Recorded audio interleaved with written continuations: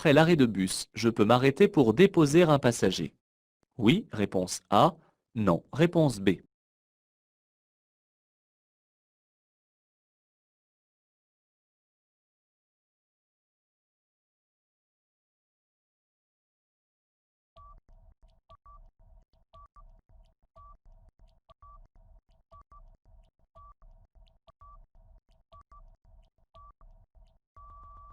Après les zigzags jaunes qui positionnent un arrêt de bus, je ne pourrai effectuer ni un arrêt ni un stationnement, car la signalisation me l'interdit.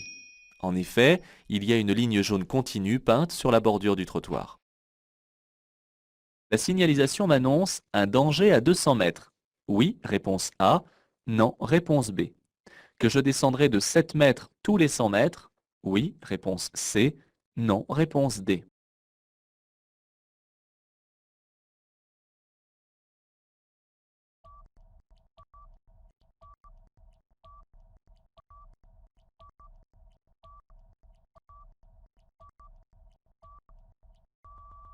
Les panneaux de forme triangulaire annoncent toujours un danger. À l'intérieur de ce panneau, on m'annonce que je vais être confronté à une descente dangereuse. Cette déclivité est de 7%, c'est-à-dire que je descendrai de 7 mètres tous les 100 mètres. Je dois ralentir et adapter mon allure. Le modèle européen de constat amiable est obligatoire en cas d'accident automobile. Oui, réponse A. Non, réponse B.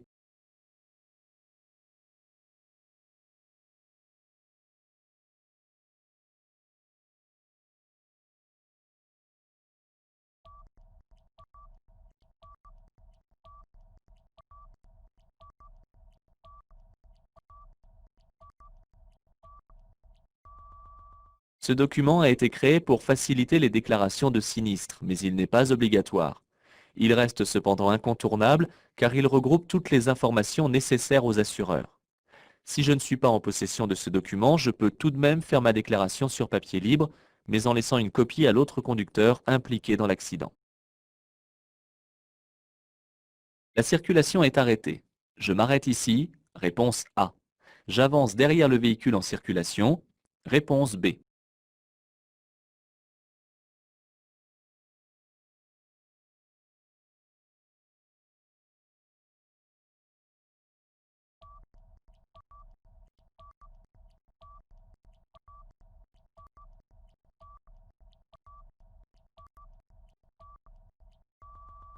Je dois à mon tour m'arrêter. À droite, un véhicule est en train d'effectuer une marche arrière. Par courtoisie, afin de faciliter son insertion alors qu'il est dans une situation particulière, je m'arrête ici et je lui fais signe pour lui préciser de continuer sa manœuvre. Je peux me servir de ce rétroviseur lorsque je manœuvre pour dépasser. Oui, réponse A. Non, réponse B. Pour stationner. Oui, réponse C. Non, réponse D.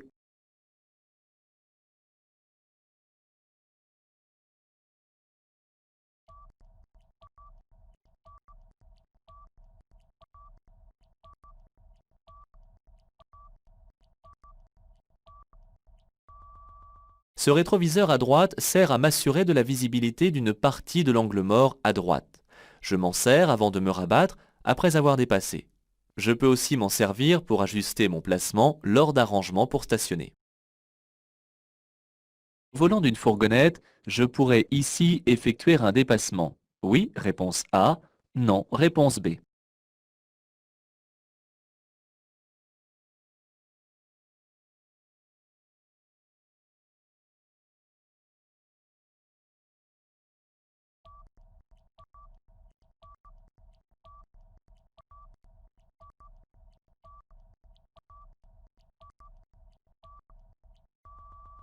L'interdiction de dépasser s'applique uniquement aux véhicules affectés au transport de marchandises dont le poids total autorisé en charge dépasse les 3,5 tonnes.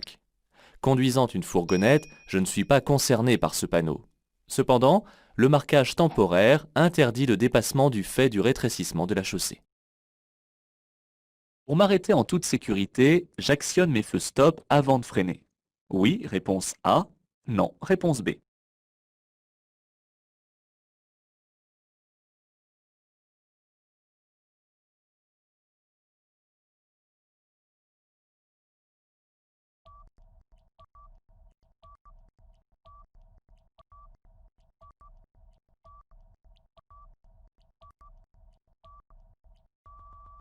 J'entre en agglomération et je vois au loin un feu au rouge. Derrière moi, le conducteur ne garde pas une distance de sécurité suffisante. J'actionne donc une ou deux fois les feux stop avant de commencer à freiner pour m'arrêter. La circulation à double sens commence à 150 mètres. Oui, réponse A. Non, réponse B. L'interdiction de circuler à plus de 90 km/h prend effet immédiatement. Oui, réponse C. Non, réponse D.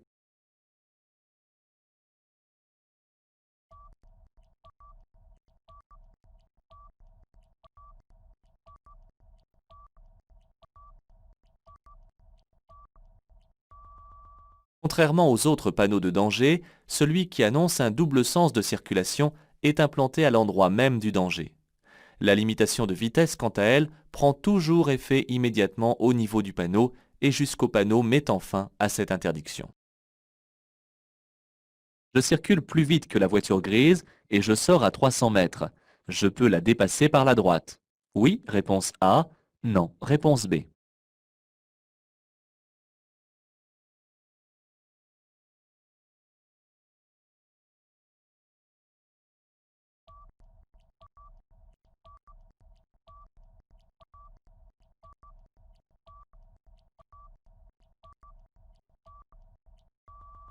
Je circule actuellement dans une voie d'entrecroisement pour l'insertion et la décélération. Cette voie est donc réservée. Sauf si l'usager signale son intention de sortir, je peux effectivement le dépasser par la droite avant de sortir à 300 mètres. Dans cette voie, je dois circuler au minimum à 60 km/h. Réponse A. À 80 km/h. Réponse B. À 110 km/h. Réponse C. À 130 km/h. Réponse D.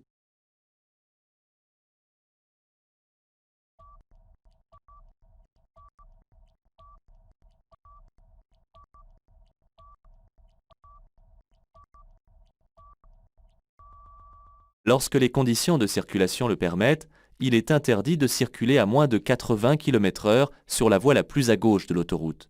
Je risquerais en effet de surprendre un usager arrivant de l'arrière à 130 km/h. Dans cette situation, je continue. Réponse A. Je laisse passer le véhicule blanc. Réponse B.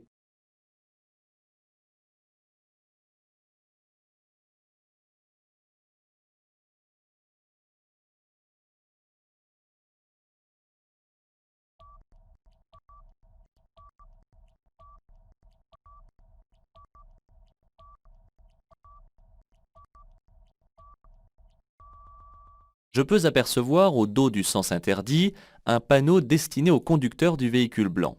D'après sa forme, il s'agit d'un cédé-le-passage. Par ailleurs, la ligne d'effet sur laquelle est arrêté le véhicule me le confirme. Comme le conducteur regarde dans ma direction, je continue tout en surveillant son comportement. Je peux m'arrêter sur le zigzag, un court instant pour déposer un passager. Oui, réponse A. Non, réponse B. Lors d'un arrêt de la circulation. Oui, réponse C. Non, réponse D.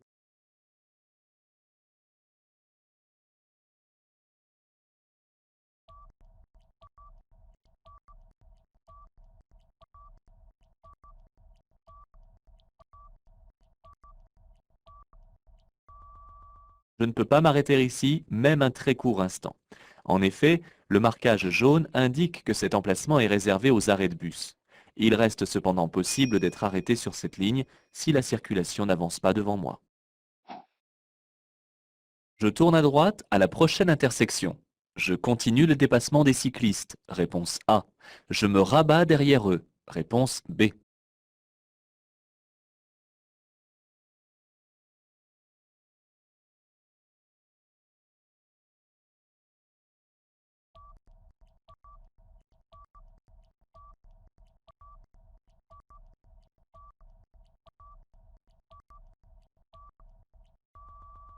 Comme je souhaite tourner à droite à la prochaine intersection, je ne peux pas dépasser les cyclistes, car je serai alors obligé de leur couper la route pour utiliser la voie de stockage.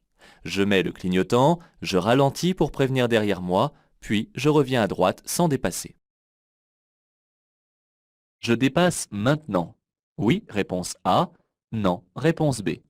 J'actionne mon clignotant gauche. Oui, réponse C. Non, réponse D.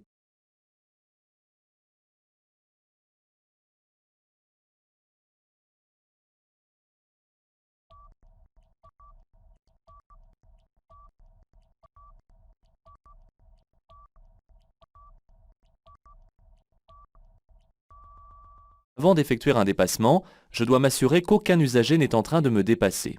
Ici, personne n'a l'intention de le faire, et le marquage jaune réserve la voie à ma gauche pour mon sens de circulation. Je peux donc avertir et me déporter après un ultime coup d'œil à gauche. Je peux m'arrêter à droite pour répondre au téléphone. Réponse A. Pour changer une roue crevée. Réponse B.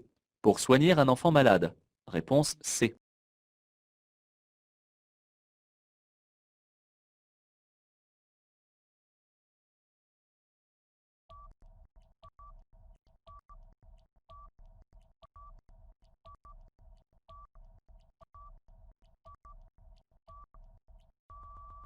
La voie à ma droite est une bande d'arrêt d'urgence. Je peux m'arrêter en cas d'urgence. Panne du moteur, changer une roue, soigner un enfant malade, chasser un insecte de l'habitacle par exemple. Pour répondre au téléphone, il n'y a pas d'urgence. La meilleure solution consiste à l'éteindre lorsqu'on circule. Pour stationner sur les emplacements de droite, je dois contrôler pour laisser passer les cyclistes. Réponse A. Les cyclistes doivent me céder le passage. Réponse B.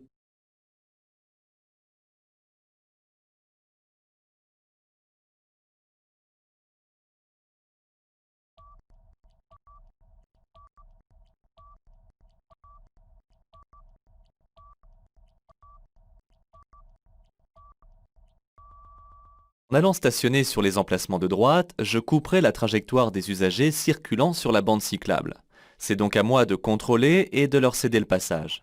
C'est pourquoi, avant de manœuvrer et après avoir contrôlé mes rétroviseurs, je vérifie également mon angle mort droit. Immédiatement après le véhicule blanc de droite, je peux stationner. Oui, réponse A. Non, réponse B.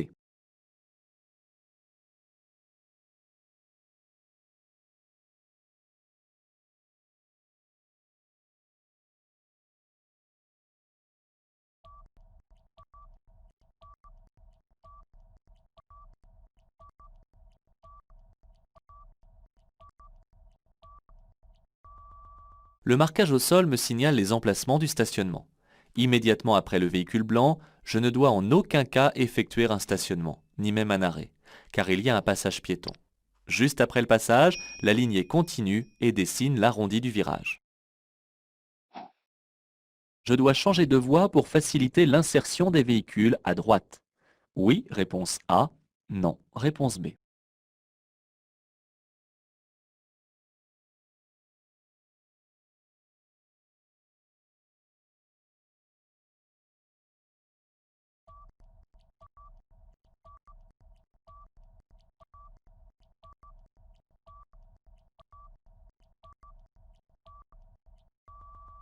Les usagers à droite circulent sur une voie d'insertion. Ils doivent donc me céder le passage. C'est à eux de moduler leur vitesse pour s'insérer sans me gêner. Je ne changerai éventuellement de voie que s'ils ne prenaient pas en compte ma présence ou s'il s'agissait de poids lourds qui, pour leur part, ont du mal à se lancer. Pour transporter des vélos, il est préférable de les placer sur un support à l'arrière. Réponse A. Sur la galerie de toit. Réponse B.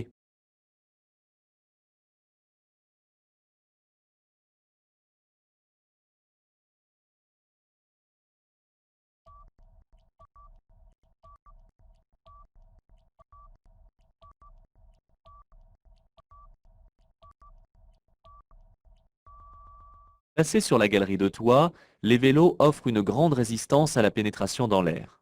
Placé ainsi à l'arrière, le véhicule consommera moins de carburant. Parfois, l'installation réclame un dispositif de signalisation complémentaire. Dans cette situation, je suis obligé de laisser traverser ce piéton. Réponse A.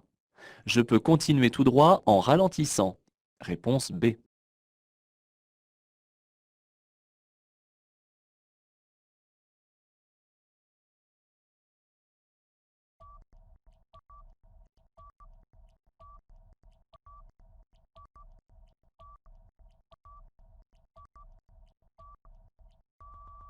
Ce piéton est déjà engagé sur le passage qui lui est réservé. Je suis donc obligé de le laisser traverser.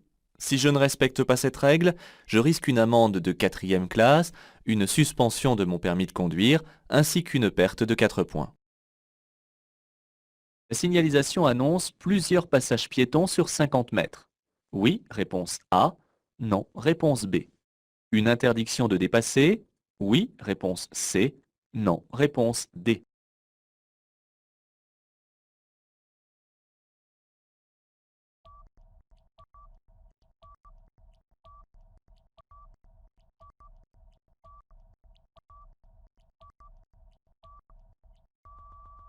La signalisation annonce qu'à 50 mètres, je serai en présence d'un passage piéton. Dans le cas où il y aurait plusieurs passages piétons, deux flèches seraient alors présentes de chaque côté du panonceau. La ligne continue au sol m'interdit de dépasser. Ce véhicule stationné en double file est en infraction. Oui, réponse A. Non, réponse B.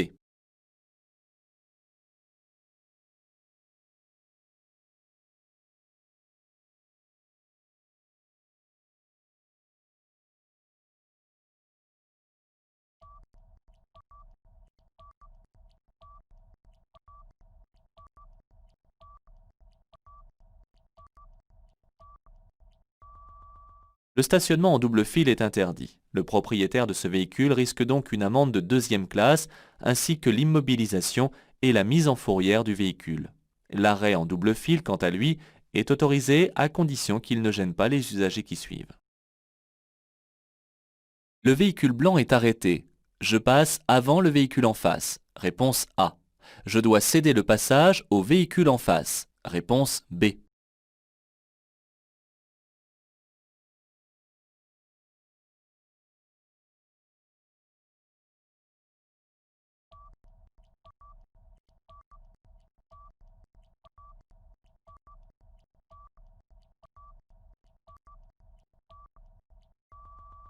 L'obstacle à la circulation se situe sur ma trajectoire. Je dois donc céder le passage aux usagers arrivant en face. Je m'arrête où je suis pour pouvoir repartir facilement. Je peux circuler ici sans feu. Réponse A. En feu de position. Réponse B. En feu de croisement. Réponse C. En feu de route. Réponse D.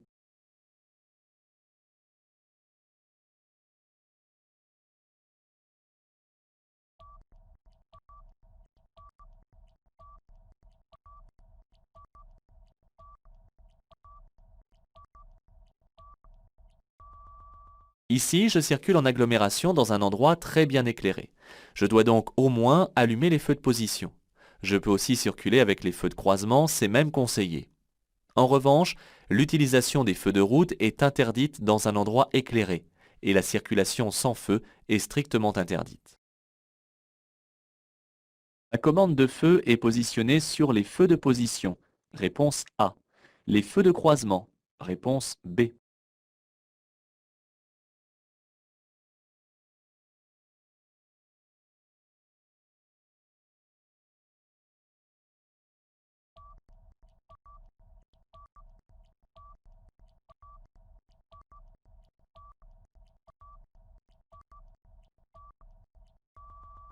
La manette de commande de feu est positionnée sur les feux de position. Les feux de croisement sont en deuxième position sur la commande. Les symboles sont les mêmes que sur le tableau de bord. Je dois changer mes essuie-glaces au moins une fois par an. Oui, réponse A. Non, réponse B. De préférence avant la période hivernale. Oui, réponse C. Non, réponse D.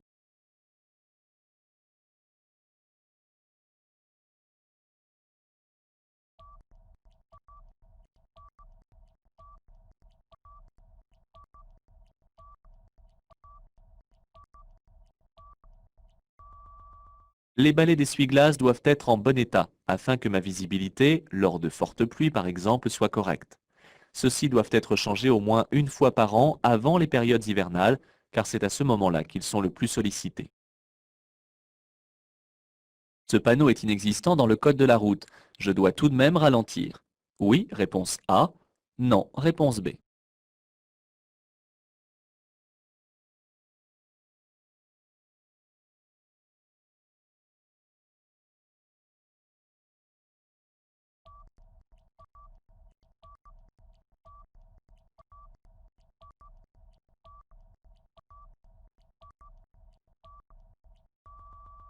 Ce panneau n'existe pas dans le code de la route, mais j'en tiens tout de même compte. En effet, son message est plausible car j'aperçois un animal dans le pré. Je commence donc à ralentir et j'améliore ma prise d'information car j'ai l'obligation d'adapter ma vitesse à l'environnement. Ce panneau peut ici mettre fin à une interdiction de stationner. Réponse A. À une limitation de vitesse. Réponse B. À une interdiction de dépasser. Réponse C. À une interdiction de klaxonner. Réponse D.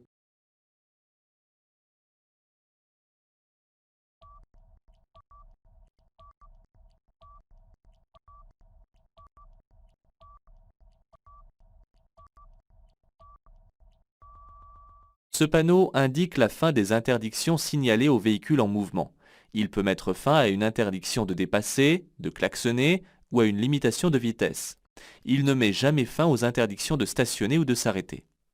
Attention, ici, il ne peut pas mettre fin à une interdiction de dépasser du fait qu'il y a une ligne continue.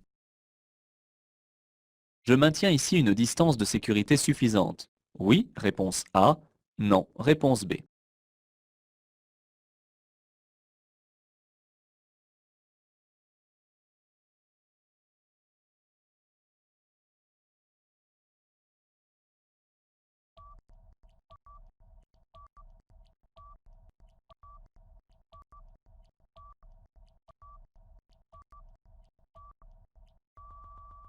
Sur n'importe quelle route et quelle que soit la vitesse à laquelle je circule, je dois toujours conserver une distance de sécurité suffisante, de façon à pouvoir réagir en toute sécurité.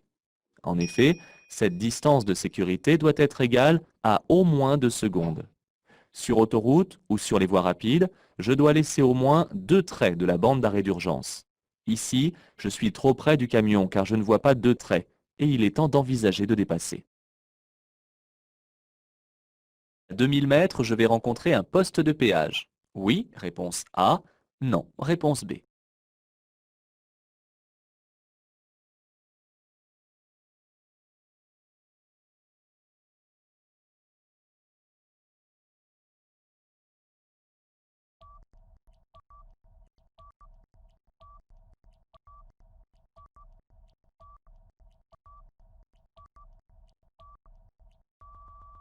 En règle générale, une autoroute prend fin après une gare de péage. S'il y en avait eu une, elle serait alors derrière moi. Ces panneaux annoncent une fin d'autoroute à 2000 mètres. Il ne s'agit pas ici d'une simple sortie.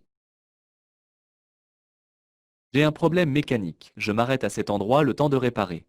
Oui, réponse A. Non, réponse B.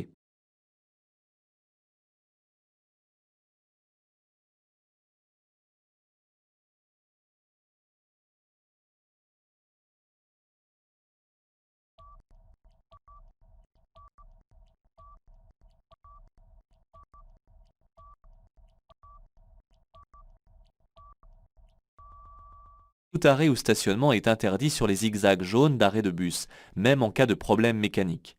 Je vais m'arrêter quelques mètres plus loin, après l'arrêt de bus, pour ne pas gêner le trafic. Je dois ralentir immédiatement. Oui, réponse A. Non, réponse B. Sur 200 mètres. Oui, réponse C. Non, réponse D.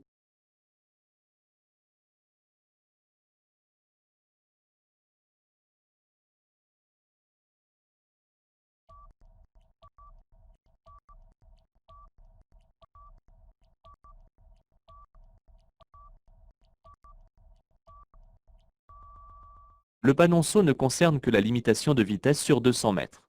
Je dois ralentir dès maintenant et sur 200 mètres afin de passer le rétrécissement de chaussée, qui doit lui aussi probablement s'étendre sur 200 mètres lors de la traversée du hameau. Après ces panneaux, la vitesse est limitée à 90 km/h. Oui, réponse A. Non, réponse B. La route devient prioritaire. Oui, réponse C. Non, réponse D.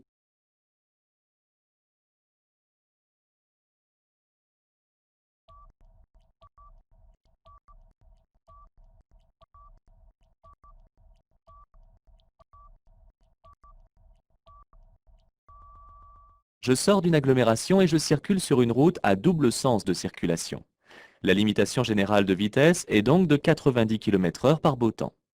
Le losange jaune annonce qu'en quittant l'agglomération, la route devient ou continue d'être à statut de caractère prioritaire. Je peux franchir la ligne continue pour passer. Oui, réponse A. Non, réponse B.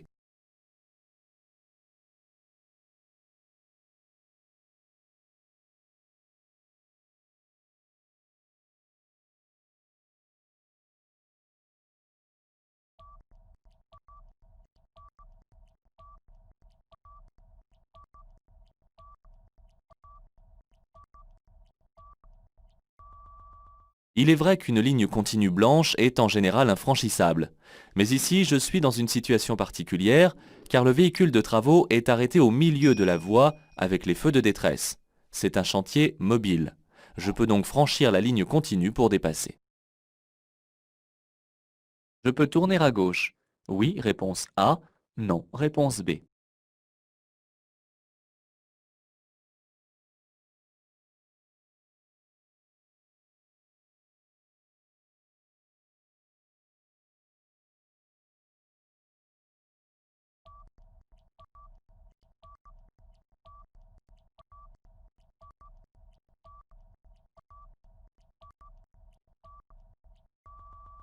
L'interdiction de tourner à gauche ne me concerne pas, car, comme le précise le panonceau, ici, ce sont les véhicules de plus de 3,5 tonnes de poids total autorisés en charge à qui s'adresse le panneau. Ce car vient de démarrer d'un arrêt. Je conserve la même allure. Oui, réponse A. Non, réponse B.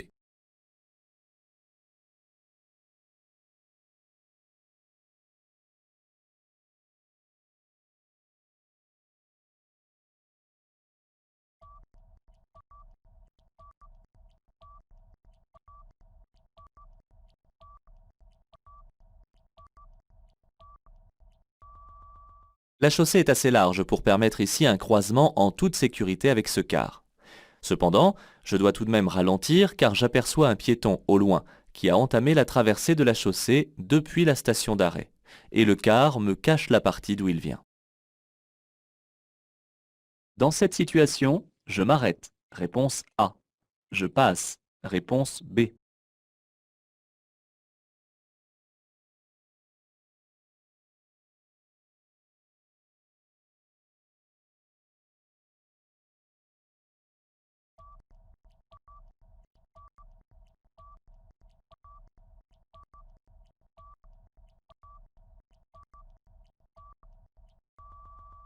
J'aborde un passage piéton, et un piéton est largement engagé. Je dois lui céder le passage. Le conducteur du véhicule derrière moi ne sera pas surpris par mon arrêt si par anticipation je lui ai signalé mon intention à l'aide des feux stop. Les feux de détresse sont de couleur blanche, réponse A. Orange, réponse B. Rouge, réponse C.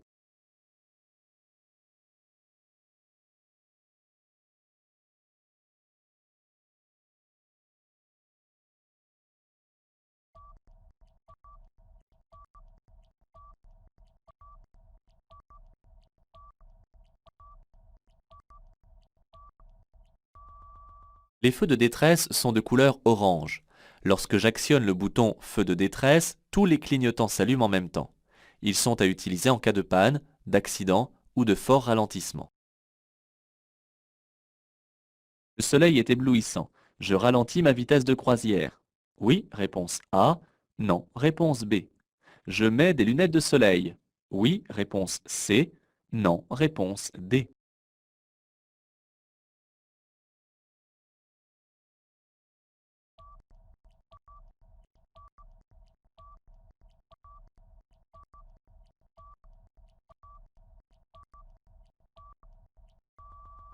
La visibilité est réduite du fait que le soleil est en face de moi et qu'il m'éblouit.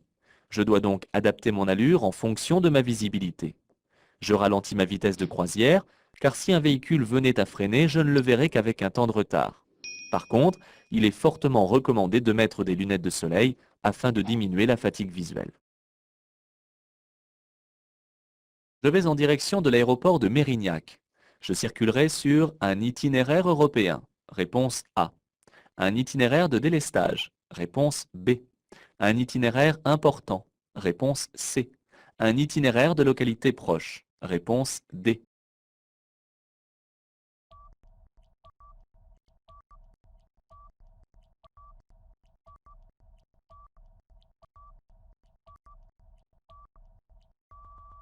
En prenant la direction de l'aéroport de Mérignac, je circulerai sur un itinéraire important. Les panneaux à fond vert désignent les itinéraires en direction des villes importantes. Les panneaux à fond blanc désignent les itinéraires de proximité. Un itinéraire européen est surmonté d'un cartouche vert et un délestage est à fond jaune.